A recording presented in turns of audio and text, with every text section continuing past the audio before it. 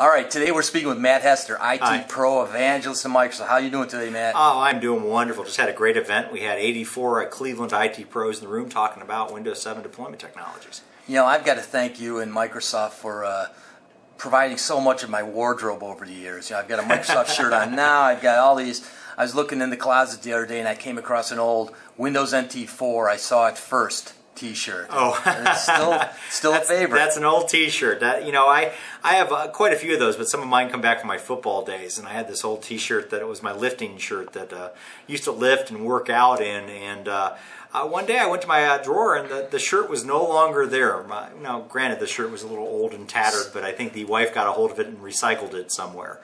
See, some of those favorite old shirts, you know, we're comfortable in them, we love them, and it's hard to say goodbye. And that's kind of how it is with Windows XP. I mean, XP it's almost 10 years old now. Yep, and that's what we find with a lot of customers is that when you look at XP, it's all reliable, right? It worked really well.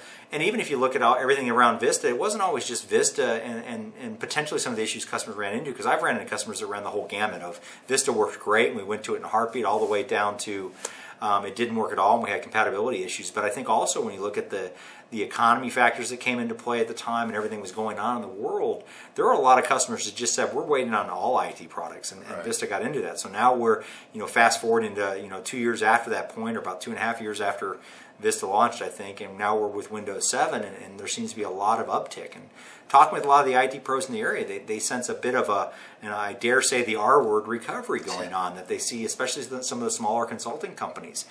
People that weren't busy the last couple of years now have more work. They're hiring more people all around the IT level, and it's that move to Windows 7 is driving some of that, and the budgets are coming back.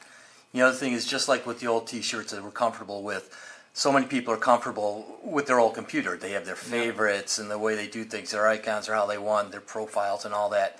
Let's look at two scenarios. If you're an XP person now and you're going to buy a new computer, you're buying a new computer, it's going to have Windows 7 on it. How do you get your stuff over?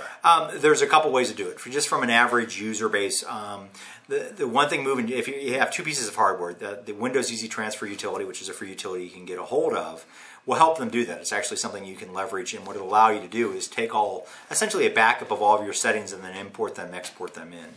Obviously, you can still do the old tried and true, get a USB drive and copy your files over there.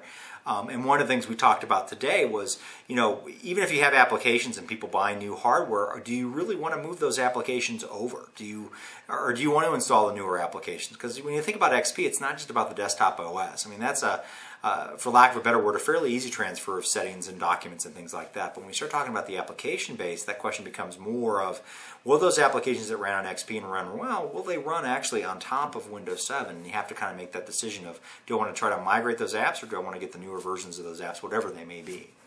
Now, if you have an older XP box and maybe it's got some decent hardware, is it possible to upgrade to Windows 7?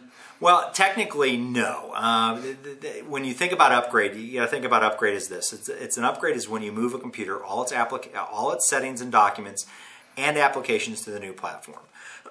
Now, while we talked about in our session was, can we bust the myth? And you have to look at it holistically.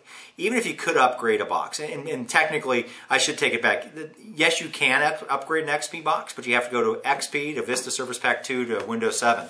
And about 3 hours later, you have it. Nobody really wants to do that. It turns into that question that we just brought up a second ago, is do you want to migrate? If I can get you all your applications, or all your settings, I should say, and all your documents, but not your applications, and we're going to install new versions, do you want to go that route? If you want to go route, and we look at it, and that's more of a refresh than an upgrade, then yeah, we can do it with Windows 7. And that's the question, the challenge we talked to today, is that a lot of the folks that have those apps on XP, Office, for example, or even video editing software, saying, what, we're going with the newer versions in 7. Maybe they'll actually run on this, but it's one of those things you have to look realistically at your applications and ask, are these something that I do want to migrate over? Is this something that I want to move over an environment? And then if so, how do I work with this?